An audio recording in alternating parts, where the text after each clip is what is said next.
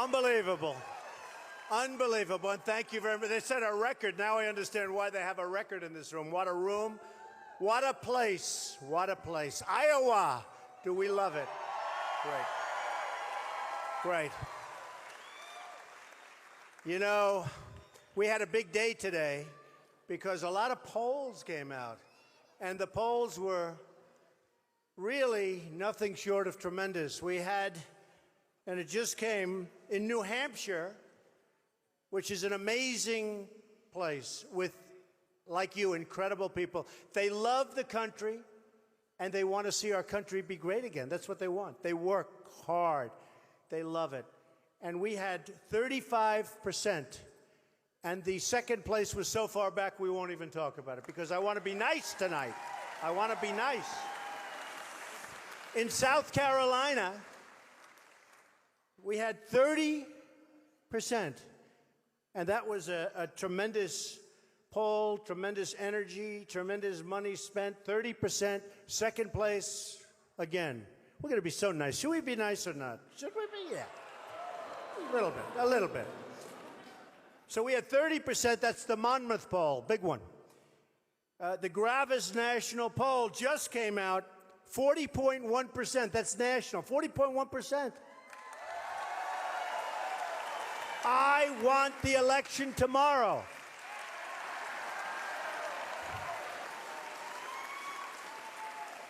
Ann Coulter's here. Ann, can we call for an immediate election, please, okay? Like in so many other countries. I want an immediate election, Ann, all right? Go out, buy her book, by the way. It's actually a very good book. And oh, is it true. Now, very importantly for Iowa, anybody ever heard of the corn kernel? Everybody heard. The corn kernel poll. We were at 36%, won very easily. And so we had 4 of them, and that came from the State Fair. And I'll tell you what, last week, I came to the State Fair. I came well-equipped in a helicopter. And we took the kids for rides. And those kids love me. Those kids, and I love those kids. But we had an amazing time. In fact, my pilot said, "Is that enough, Mr. Trump, after going up and down like a yo-yo?" I said, "Nope, you got to keep doing it." So we had an amazing time. But, you know, having gotten that vote, because I know it means a lot to the people here, and having gotten that vote is incredible. So here's what's happening. It's a little bit of a different situation, I think, maybe than has happened before. A great journalist called me, somebody that I don't know, but somebody that I have great respect for, one of the major newspapers. And he said, "Could I ask you one question, Mr. Trump?" "What?" "How does it feel?" I said, "How does what feel?" He said, "This was the summer of Trump." Do you believe this? How good is that for my ego? Is that good? But they said, he said, I mean, and he's really one of the, now the press is going to say, who is it, who is it, who is it? But one of the really top people, not even necessarily a fan of mine, but I think he's becoming a fan rapidly. He said, "How does it feel?" So I said, "Why do you ask that question?" Because it doesn't feel, I mean, I got to win. You know, it's one thing to have the summer of Trump. It doesn't mean anything unless we win both the nomination and we got to beat Hillary or whoever's running. Whoever is running. No, because otherwise it doesn't mean anything. I don't know, does it? It doesn't, if you lose, like, what does it all matter? And he said, it doesn't matter if you win or not. What you've done has never been done. You know, nobody's seen what's happened here. Nobody's really seen this with the polls and the enthusiasm and the press and the ratings. And you know why those cameras are all red lighted? Because of ratings. If I didn't get ratings, they wouldn't be here. They wouldn't be here. They're not nice people. They don't care about me. They don't care about you. They don't care about anything. The only thing they care about is ratings. You know, when I did The Apprentice, which was a tremendous success, I was hosting Saturday Night Live. And Lorne Michaels came up to me, and it was bedlam. It was bedlam. The show was #1. It was doing like crazy. And here I am hosting Saturday Night Live. My mother and father would have never believed this. And Lorne Michaels comes up to me and said, "This is great." I said, "You know, Lorne, it won't always be like this. Someday the ratings won't be good, and NBC will call me, and they'll say, 'I'm sorry, Mr. Trump, but the ratings are no good. We're going to cancel the show.'" And he looked at me and he said, I'll never forget it. He said, "No, there's one thing wrong. they won't even bother to call. It's true. They won't even bother to call. And, you know, The Apprentice was a tremendous hit. NBC renewed it. I may be like the only one, or one of certainly, like, you can count them on your hand, that turned down a major renewal. In fact, Mark Burnett said, you got to be kidding. You got to be kidding. You're turning down a major renewal. He called it a renewal. He said, you're turning down a renewal. Nobody turns it down. And I turned down a renewal for many, many shows. And you see the kind of money they paid me. Remember, you had that certain anchor that said he doesn't believe it, and then he had to apologize.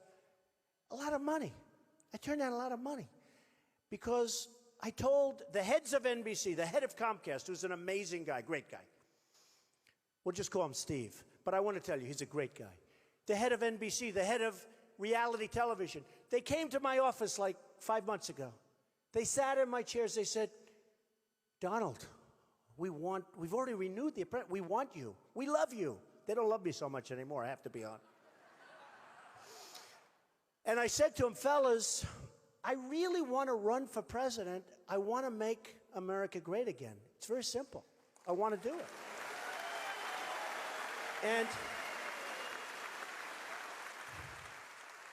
And they didn't believe me. They didn't believe me. And I said, honestly, I'm going to do it. And they had the upfronts. The upfronts is when they announce all the shows. And they said, we're renewing The Apprentice with Donald Trump. I said, I can't believe it. I told them, nobody believed me. And my wife actually said to me, she said, you know nobody believes you're running. Because I looked at it serious, mostly last time, but you know, I looked at it, but very unseriously over the years. But last time I looked at it pretty seriously. And I said, what do you mean? She goes, if you ever actually announce you're going to go through, she knows people like me. Actually, I'm a nice person. Nobody knows that. It's true. People don't. I tell people I'm a nice person. In some ways, it's not good, because now we're going to talk about China and negotiation. I don't want to be a nice person for that. But I am. I love people. I love helping people. And my wife said to me, Melania, she said, if you run, you're going to win. But you have to announce. Because if they take polls, nobody's going to say you're running. Right? And Ann knows that. And I said, well, I don't know. And I'll tell you what, it takes courage to run. It really does. You're really exposing yourself like crazy.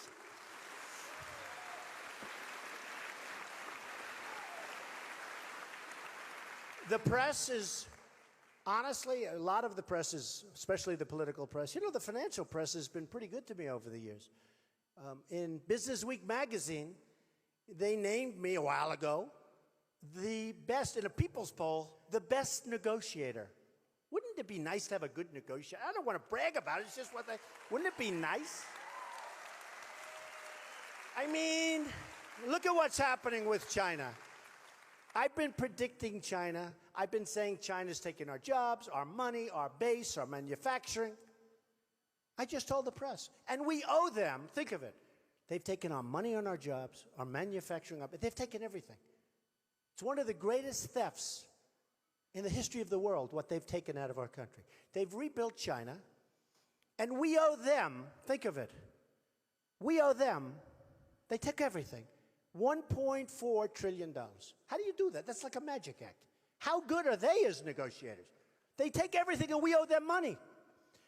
We owe Japan $1.4 trillion, same number. We owe them both $1.4 trillion for whatever reason, same number.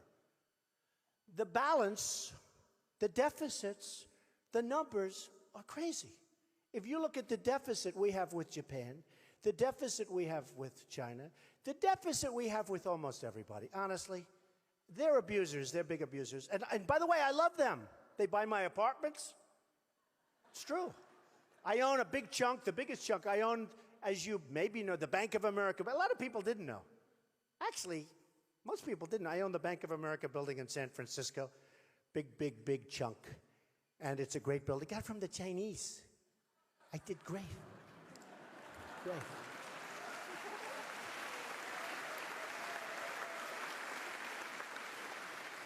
They still don't know what happened. But that's what we need, right? I own 1290, big chunk, 1290 Avenue of the Americas, many buildings in New York. But I do great with the Chinese. And they're great people. The problem is their leaders are too smart for our leaders. So it's very simple. I'm a free trader. I believe in free trade, right? I like free trade. I like free trade. But free trade's only good if you have smart representatives. It's not good if we have dummies. It's not good if our leaders are incompetent. It's not good when they've never read The Art of the Deal, one of the great books of all time. Second to the Bible, but that's okay. Way deep second. You know how far below it is? Somebody held up the book the other day. I said, that's my favorite book of all time. I said, no, let me change it.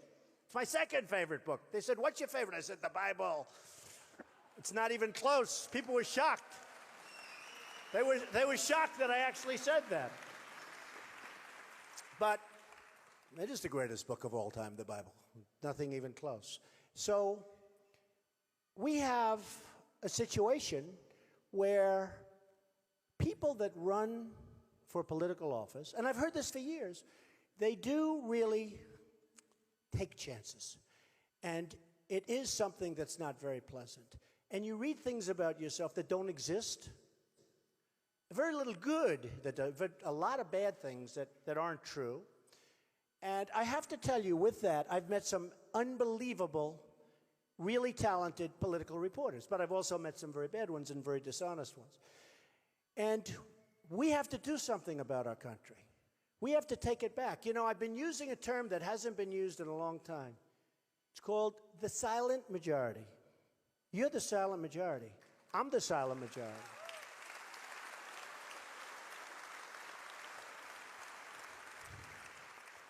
And they're tired of politicians, other than, are there any politicians in the room?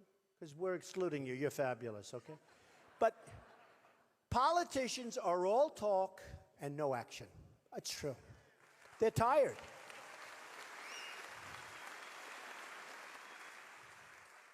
You know, I've been watching Bush on the border. He's in a seersucker suit. He's talking about, yes, oh yes, the anchor baby. Oh, I shouldn't say anchor baby. You know, he puts out a report saying, do not use the term anchor baby.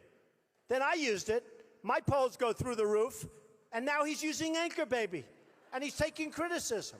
And you know, the funniest thing is that he's taken tremendous criticism for using the term anchor baby. And I use it all the time, and nobody cares when I say it because they sort of expect it from me, I think. You know, right? Right? Crazy. Crazy. But politicians are all talk, no actions. And, you know, I saw that a little bit at the debate, and I love doing the debate. I was treated very unfairly at that debate, to be honest with you, but that's okay. But it was fine because I won every poll. Time magazine, we won the polls. I was so happy. But I was treated, and then I watched the politicians, and the politicians talk. Now, I have heard that Jeb Bush was the mentor to Marco Rubio. Two nice people. I think Jeb is a nice person. He's very low energy. I'm not used to that kind of a person.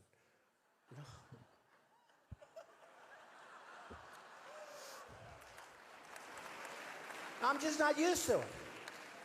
I'm used to, you know, dealing with killers, people that go, I mean, you know, negotiating with Japan, negotiating with China. When these people walk in the room, they don't say, oh, hello, how's the weather? It's so beautiful outside. Isn't it lovely? How are the Yankees doing? Oh, they're doing wonderful, great. They say, we want deal. He'd jump out of the seat.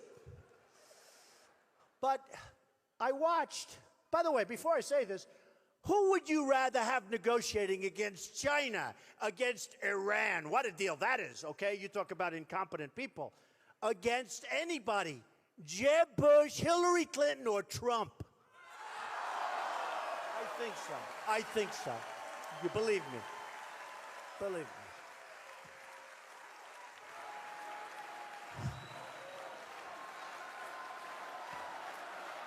So, thank you. You know, it's funny, I was graded on a speech that I made recently. They gave me all A's. They gave me these great grades. They said the one mistake he makes is that he speaks through the applause. That's true. You know why? Because I don't have time. It's true. They gave me this great mark. They said his speaking, they loved the way I move my hands. I never even thought of it. They said they love this, that. But they said he speaks so well. But he speaks through his applause. And it's bad for him because he kills a lot of applause. And I thought about it and I said, you know, that's right. And I tried not doing that. But I want to get going. You know, I want to get things done. Does everybody here know that, right? You know? So,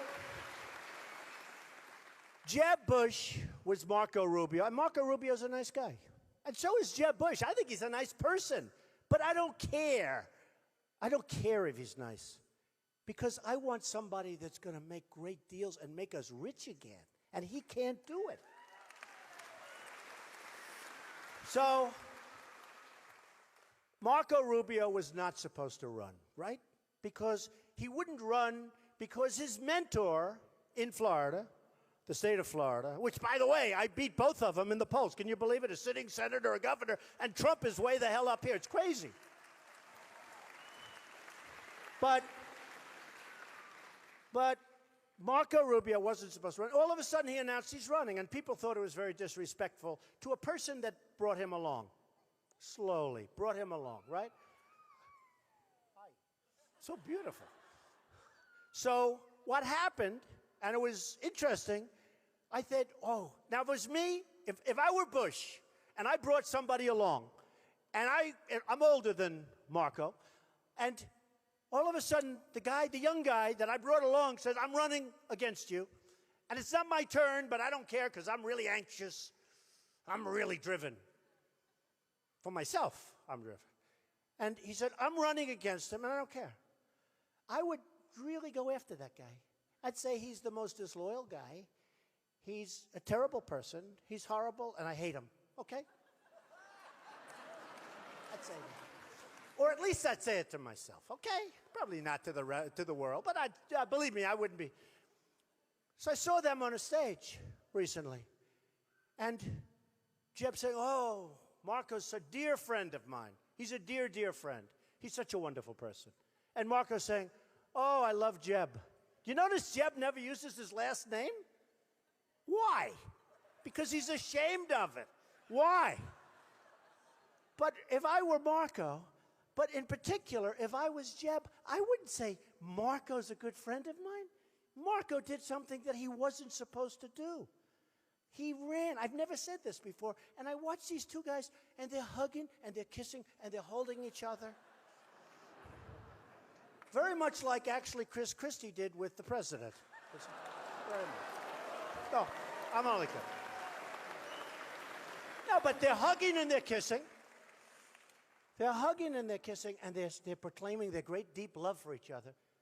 And I'm saying, politicians all talk, no action. It's all bull. We got to stop. We need people that are going to take us to the promised land. We need people that are going to be great.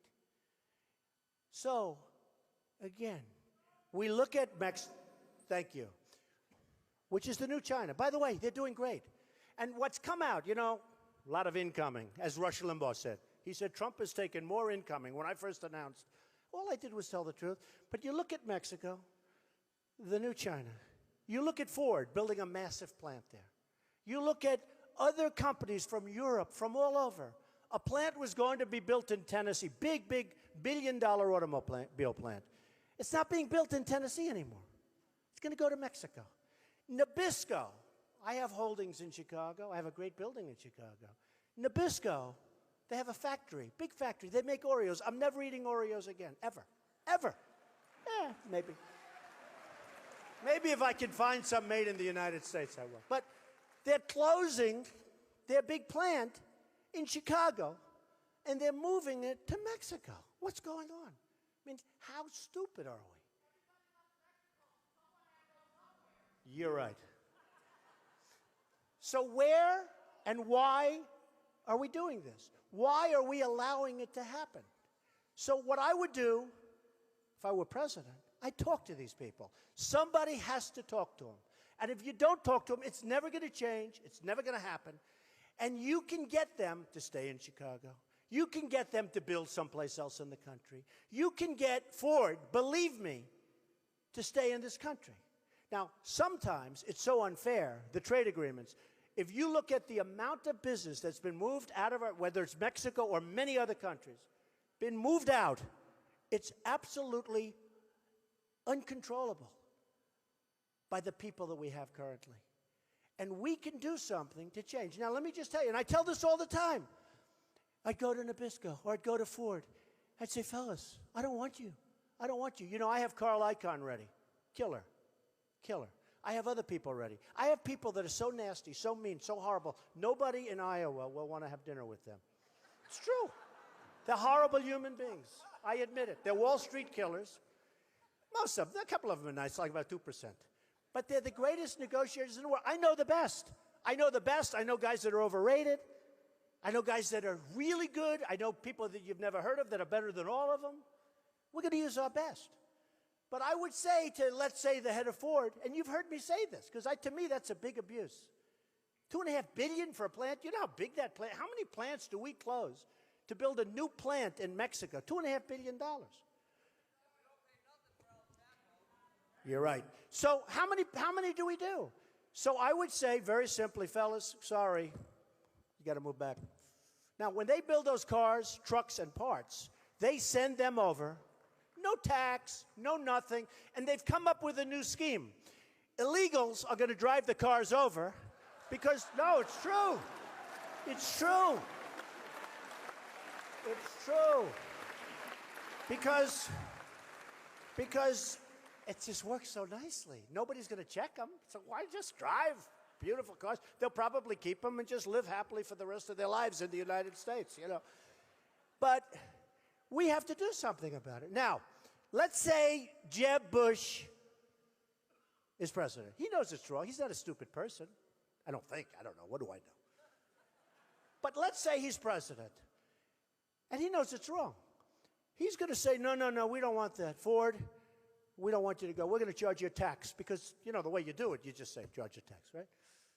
And then he's going to be hit by his lobbyists. They gave him millions. You know, he's got $135, $40 million. I don't have anything. I don't want anything. I don't want money. I'm just taking little small contributions for people. They send, I mean, the woman sent $7.32. And I was so, look, with a beautiful letter. No, it's amazing. I like that because that's like an investment. But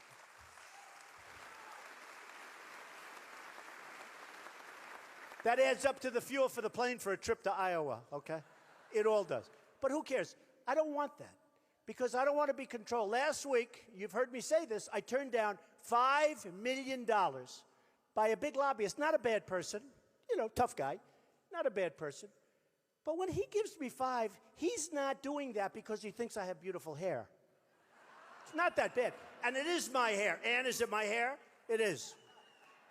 It is, actually. People don't know that. I proved that, you know, in Alabama. It was really hot and it was rainy, and I took off my hat, and everyone said, it really is his hair. It's weird. I don't have to do that tonight. It's sort of nice. But you know, so we would go over, and the lobbyists would say, no, no, we gave you millions of dollars, Mr. President, and you owe it to Ford. Let them have what they want. So you got the lobbyists, you got the spec. They're going to say, and after about 10 minutes, he's going to say, oh, I can't really do that. They really helped me in my campaign. With me, they're going to call me because I know all these guys. But they never did anything because I don't want their money.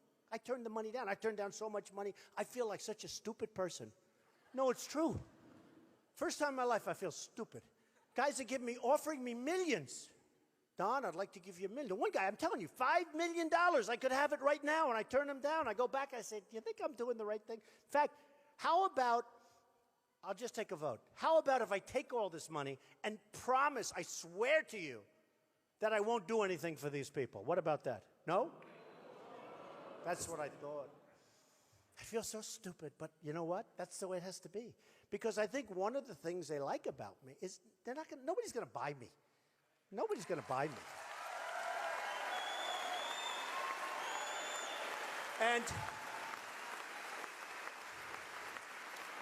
all right, so after about 10 minutes, Bush goes out and he says, all right, you can build your plant, build it. I'm sorry, please. How dare me? I mean, it was so terrible that I even thought about doing that, you know, because you contributed money.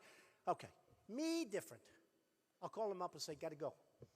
I don't want you in Mexico. I love Mexico. I love the Mexican people. I have thousands of Mexican people that have worked for me over the years. And even to this day, I love the Hispanics. The spirit, I love them. They're incredible people. But we have leaders that can't compete with their leaders. Their leaders are too smart.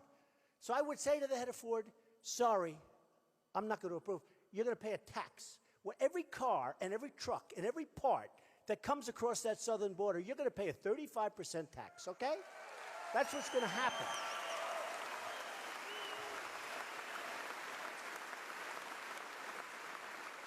And this is too easy. I don't need any of the killers that I told you. I'm going to use them anyway, but this is too easy. This is like forget it. This is taking candy from like that beautiful little baby, okay?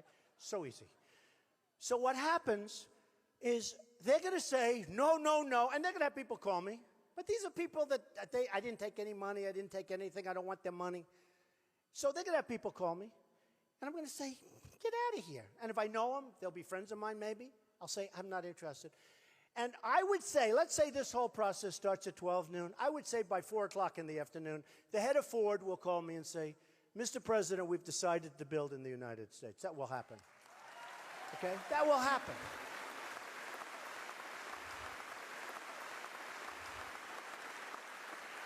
If they're really tough, they'll wait till the next day. But I guarantee you, by 5 o'clock the next day, they're back. And that's great. That's what we need. We need jobs. We can't keep giving out our jobs. You know, college debt, I go all over now. And I see the vets are mistreated in this country so badly. So bad. Oh, believe me. You know, they did a poll. I'm like the most popular person with the vets. You know, I built the Vietnam Memorial in downtown Manhattan, okay? And the vets like me a lot. And they did a poll, and people were shocked. I said, why would you be shocked? Because I'm going to take care of the vets. The other one, college debt, it's out of control. And I go around and I see students. And by the way, you see what's happening with the colleges? I mean, you talk about, like, what they're doing, the prices of these colleges, the way they're rapidly raising. And students are borrowing money from different people, but also from the government. It's the only thing that the government makes money on, college students. No, it's true. They're making a lot of money on college debt. And the big thing we need is jobs. And the students come up to me and they say, Mr. Trump, I'm borrowed. I don't know how I'll ever pay it off. This is somebody that's a junior or a senior in college. And it's almost like they have no hope. To me, it's one of the saddest things I've seen in making the rounds, is college students' college debt. And they say, and then I apply for jobs. One was telling me from a very good college, actually a college in Iowa where I was, great college actually. And they were saying, you know, I worked hard. I became a great student. I just became one of the top students in my class. I can't get a job, Mr. Trump. And a lot of them can't get jobs. So now they have the debt and they can't get jobs because China has our jobs and Japan has our jobs and so many other places have our jobs. We don't have jobs. So they get out and there's no place to go. And they don't know what to do. And we're going to solve the problem because we're going to bring back the jobs from China and we're going to bring back the jobs from Japan.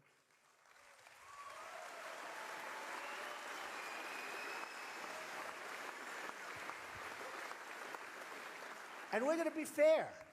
But if you look at the deficit, the trade deficit that we have with China, it's astronomical. People are saying, how are you going to balance a budget? How about, like, making some good deals with China and Japan? Look at the trade deficits. I was in Los Angeles 2 weeks ago. I saw ships that were so big. I've never seen anything like it, with cars from Japan. They're pouring off. We sell them, and actually, you sell them some beef, right? Okay? This is one of the beneficiaries, beef. But honestly, if you have a look at the difference, numbers here, it's so crazy. We send wheat. They send cars. We send wheat. It's all going to change. And we're going to have great relationships with these people. You know the amazing thing? Every country in the world thinks that the United States is represented by stupid people. And they're right, of course. No, they're wrong. Very stupid people. And every country in the world. I mean, every country in the world, everybody makes money. And the funny thing is we don't get along with anybody. Think of it. Here we have deals that are all bad, and everybody hates us. I just came in, and I'm watching on television that we're really in a very bad place with Russia. Now, we're working on the Ukraine, and I think that's fine, but why isn't Europe sort of like leading that whole charge? Why are we always leading? We're working on the Ukraine. I think it's terrible, all that stuff. But we got a lot of problems. We're sending an F-22, brand new, gorgeous. And we have fighters. Our best military people are going over there. And we're worried about the Ukraine. I think Ukraine's great. I think we should worry about the Ukraine. But you know, Germany is over there. Germany's far richer than we are. Germany's made a fortune. We protect Germany for no money. Okay? We protect South Korea for no money. So Germany is over there, right? And they're not worried about it. But Obama's talking about the Ukraine, the Ukraine. Germany's sitting, well, let these dopey people take care of us. And all the European countries.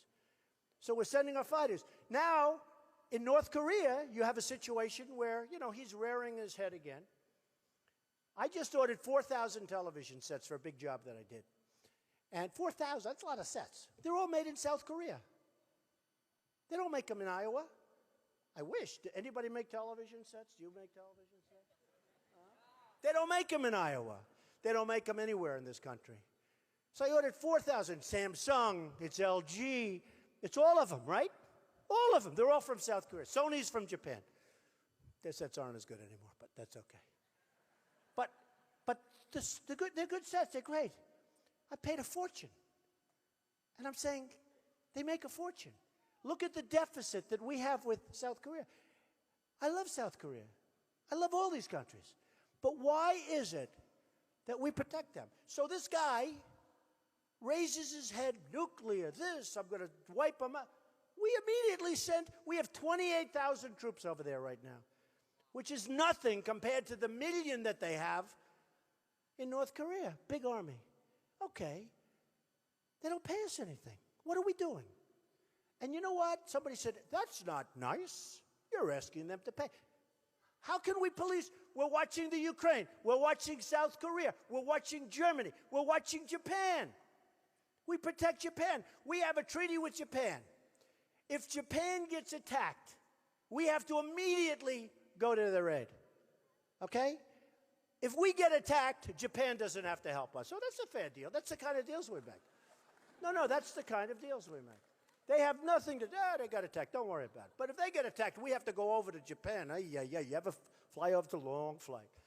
So we need smart people. And we can straighten this country out.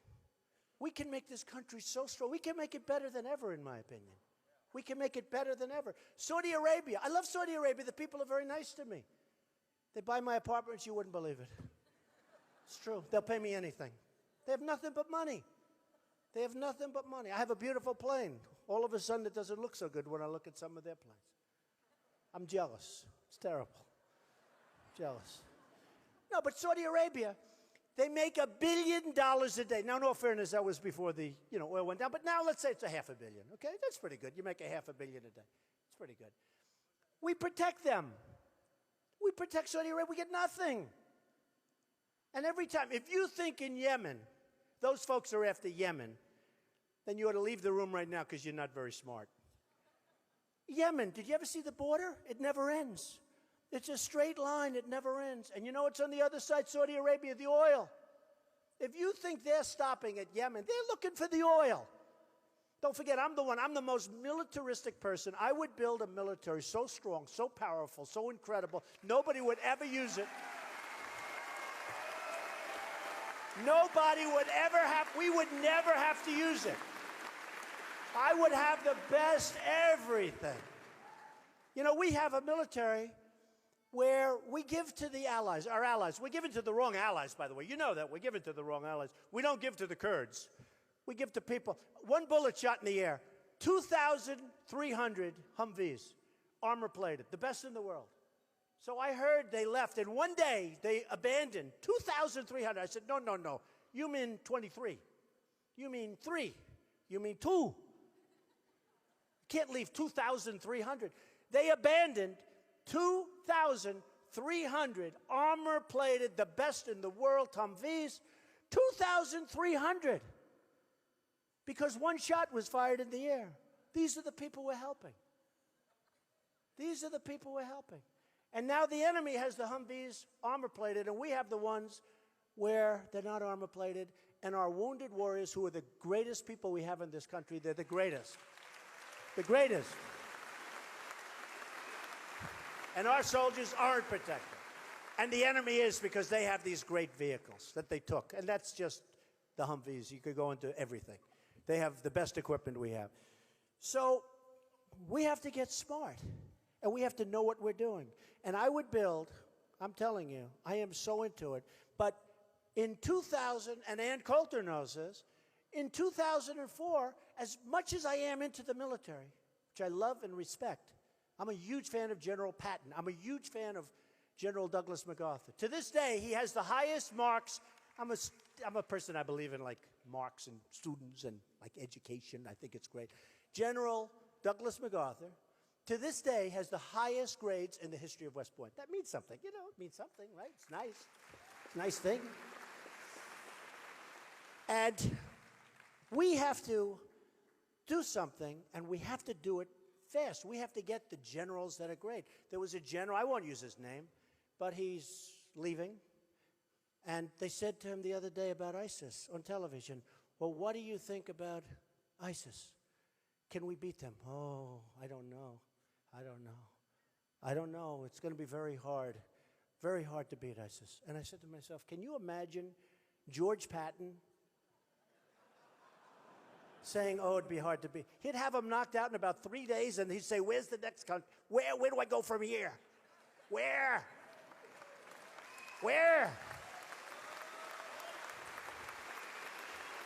General Douglas MacArthur getting out with his corncob pipe right out of the airplane, looking over the land that he just took.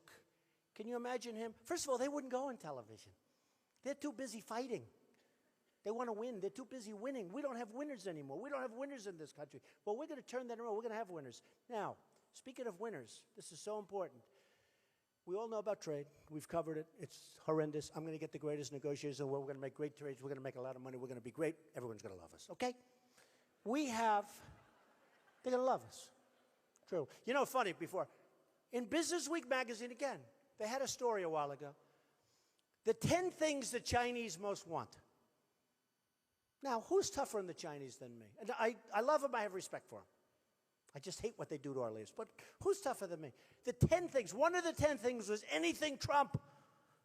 Apartments. Anything. Anything Trump. We want anything Trump. I say, how could that be possible? Because maybe they respect me.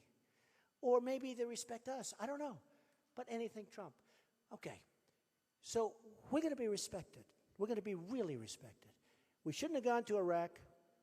And we did. We made a mistake. When we went out, we should have kept the oil, and you wouldn't have ISIS, believe me. You wouldn't have it. Now people say, oh, that's such a harsh statement. He said, take the oil. Who the hell has the oil? The Iraqi government is totally corrupt. ISIS is it just formed out of Iraq. So we shouldn't have gone in, and then the way Obama got out was a total catastrophe. And then I said, total catastrophe. And I said, Reuters, 2004, July. I said, don't go in, because if you do that to Iraq, and I'm one that wants to be like, I love the strength of military. You got to use it in the right location. If you do that, you're going to allow Iran to take over because you're going to decapitate. They were two powers that were equal. They'd fight. They'd go 10 feet, 10 feet, 10 feet, then they rest. This goes on for decades. They go 10, 10, right? Am I right? So we decapitate one of them. Now Iran is, as we speak, meeting with Iraq to take over the country. And you know who's getting the oil, most of the oil? The stuff that ISIS doesn't have? China. You know that China is getting so much oil out of it. We get nothing. Thousands of lives, wounded warriors who I love all over. $2 trillion, we have nothing. In Afghanistan, which a lot of people don't know, is very rich in minerals, not oil, in minerals. We're fighting in Afghanistan, and they have very amazing mountains and ridges. We're fighting in Afghanistan over here. And on the other side of the mountain, they have massive excavation equipment from China. They're taking out all the minerals as we fight. We need people that are smart. We have people that don't get it. Look at the deal we have with Iran. Look at this deal. It is going to, in my opinion, lead to an arms race, the likes of which there has never been. Countries are going to line up for nukes. You're going to have perhaps nuclear proliferation. You're going to see things that you have never seen take place in a short period of time. This is a deal that just the other day, it was determined after months. You ever see a deal take so long, too, by the way? The deal's been going on forever. They had our prisoners. We never asked for our prisoners. How about that? Little, look, having a deal is good. But we should have doubled and tripled up the sanctions and negotiated from strength. We could have done it so easy. Instead, we have Kerry that goes on bicycle races. He's in a bicycle race. He's 73 years old. 73 years old. And I said it the last time I spoke. I swear to you, I will never enter a bicycle race if I'm president. I swear. I swear. He's in a bicycle race. He falls, he breaks his leg. This is our chief negotiator. He's walking in. They're looking at him like, what a schmuck. I watched, actually, on Charlie Rose, I watched the chief negotiator being interviewed by Charlie. And after 5 minutes, I tweeted, @Real Donald Trump. I tweeted. I said, this guy is too smart for Kerry. I was right. So we didn't get the prisoners. And you know what the excuse was? We didn't ask for them. We didn't want to make the deal too complicated. Think of it. They're fighting us in Yemen. We didn't ask anything about Yemen. Like, don't fight us. We have a 24-day wait period. So if we think they're doing nuclear, we have to wait 24 days. But see, that's not the worst part. The worst part is the clock doesn't start ticking. Could be months. We have to notify them. There's a whole process. I mean, they could build, shoot, and build a couple of more, shoot, and by that time, we still wouldn't be in there checking. In fact, I can just see them sweeping up the floor, painting it battleship gray. You know, when I was with my father in Brooklyn, I used to paint garages battleship gray. I'd always liked that. Do you know what I mean by battleship gray? Shiny battleship gray. So what we're doing is crazy. So you have that, and then the beauty of all, and you heard it 2 days ago, after years, we just found out that they're going to do, in the most important section, they're going to do their own inspections. Did you hear this? Iran is going to do their own inspections. Did you hear about this one? Look, some of these guys didn't hear. Where the hell have you been for the last 3 days? Look at these guys. They're smart guys. 3 days ago I heard it. Nobody knew. They are going to self-inspect. It is so unbelievable that you just can't even talk about it. And here's another part. We're going to give them $150 billion plus. And even if the deal isn't approved, they get that. In other words, they get that regardless. You know, when I do a deal, when I buy something, I pay them when I buy the product, right? Whatever the hell it is. I buy a building, I buy this. I pay them. I put up a deposit and, right? And I pay them when the deal closes. We're paying them even if a deal doesn't happen. I'd never heard of this one before. I don't know who came up with the idea. It must have been Kerry. No, it must have been. Because I don't think the Iranians, you know, the Iranians, Persians are great negotiators. They're natural, great negotiators. I don't believe they would have even thought of this because it's so crazy. No, it's true. They wouldn't have actually said, let's do this because it's so far out. Who would ever think of it? They get $150 billion plus, even if the deal's voted down and if the deal doesn't happen, which the deal will probably happen because we have a lot of weak people that are going to approve that deal. Just like they approved Obamacare. You know, you elected people that were going to knock out Obamacare. They got to Washington. Something happened. I promise it's not going to happen to me. Something happens in Washington. They get elected. They're really going to do a job. They're all enthused. We're going to end Obamacare. We're going to fight. We're going to end this horrible thing with the $5 billion website. That doesn't work to this day, by the way. $5 billion. I have about 40 websites. They cost me $3. And they work.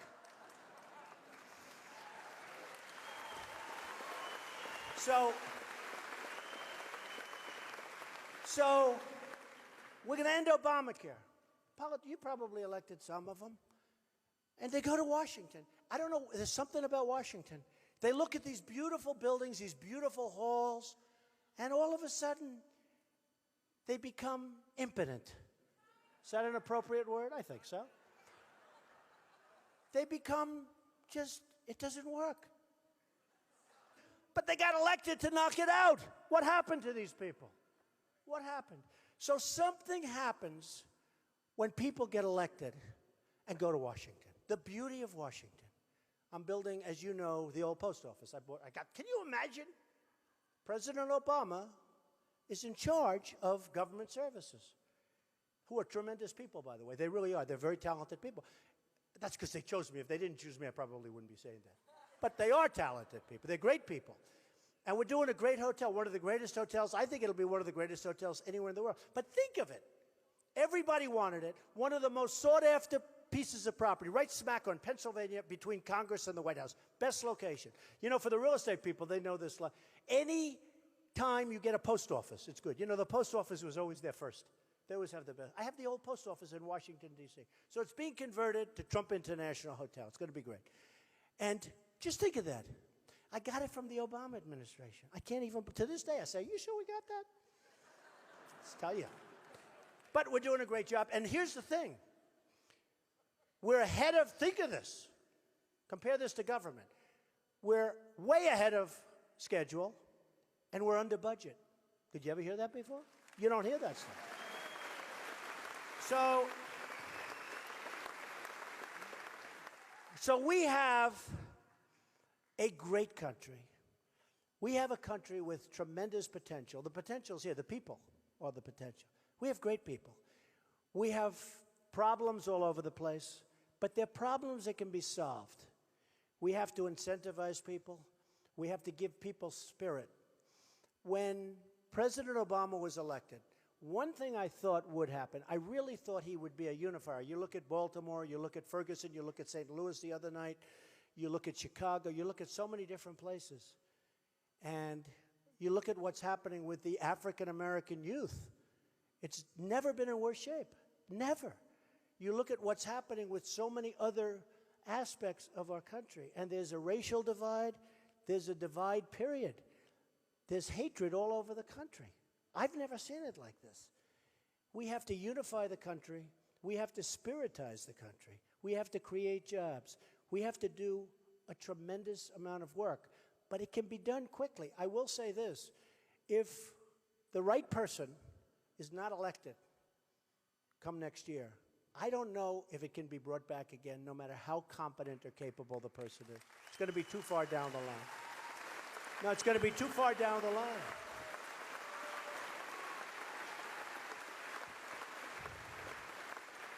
So, just in closing, and you know, normally I do questions, but this has been such a good time, and everyone's heard such a brilliant speech. You know, I was with Elton John. Elton John's a tour. Do anybody like Elton John? I like Elton. And a lot of times, like they'll do this last song, and it's so great, it's so unbelievable. The place is standing and roaring and going incredible, and then they'll be like. They'll come back for like 3 more, right? And the 3 aren't as good as the last one. And people go, good, let's get out of here, Alice. So, you know, you like to leave on a high note. And I just like this audience. This is a great audience. But I have thank you. I love you too. Thank you. But you know, I have a statement. I say it all the time. And I told the story once before. And it's that the American dream is dead. But I'm going to make it bigger and better and stronger than ever before, right? Right? Good. But I got home one night, and my wife said, oh, that was such a terrible thing you said. It was all over television. And the problem I have with television, look, they're all live.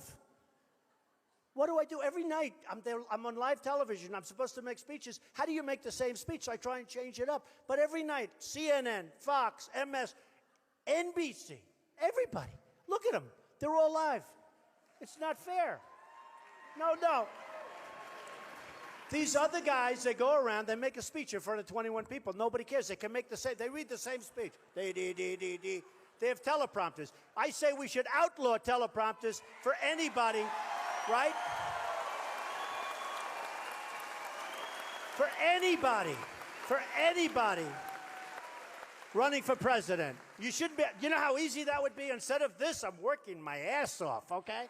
Instead of this, I could just stand up. Ladies and gentlemen, thank you very much. It's wonderful to be in Iowa. You know, everybody's going to fall asleep. In half an hour we leave. No mistakes, no problems. But I walk in, but they're always live, these guys. Ugh. I think we're going to, let's start canceling them a little bit. This is getting, and by the way, they're getting phenomenal ratings. That's why they're live. They're getting phenomenal ratings. And you know, in the old days when I was with The Apprentice, they paid me a lot of money. They don't pay me anything. You know, for the debate, we had 24 million people. Now, normally they'd have like 2 million people, right? When you say, and 2 million if they're lucky. They had 24. I won't take credit for it, but believe me, 100% it's me. 100%. It's true. It's true. So the ratings came out. They were so big and so it was the biggest rating in the history of cable television or something like that. And, you know, I was a little abused, but that's okay. I'm used to it. So what happens, I'm saying to myself, well, if it's not me, they have to. So I should go to CNN. They're doing the next debate. And I should say to Jeff Zucker, a great guy, Jeff, I'm going to do the debate, but I want $10 million for charity. American Cancer Society, AIDS research. We'll pick 10 great. $1 million. Otherwise, I'm not going to the debate. And honestly, I think they'd pay me. I do. I'm all for 100% for charity. But it might not look right. I don't know, Ann. I'm going to have to think about it. I sort of like that. Does anybody like that idea? I think they're going to do it. Then we go to Roger Ailes, who's a great guy at Fox, and we say, Roger, you know, they did so great at CNN. You did so great at Fox. Let's make it like 12, 15, 18, all for charity. But I'm thinking about it. I am thinking about it, believe me. So I go home, though. My wife says to me, you know, what are you doing? What are you doing? It was a horrible thing you said. And I said, why? What did I say? You said the American dream is dead. I said, I didn't say that. And I turn on the television. TiVo's wonderful. And I turn it on, and they have it cut.